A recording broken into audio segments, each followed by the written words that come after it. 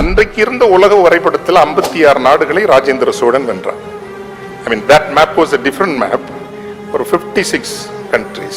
எத்தனை ஆண்டுகள் இந்தியாவின் ஒரு 60%, உலகின் ஒரு 56 நாடுகள் எங்கே இருந்து நிர்வகிக்கப்பட்டது? கங்கை கொண்ட சோழபுரம். How many years? யாராவது சொல்லுங்களேன், ரொம்ப சந்தோஷப்படுவேன். 196 years. 196 years.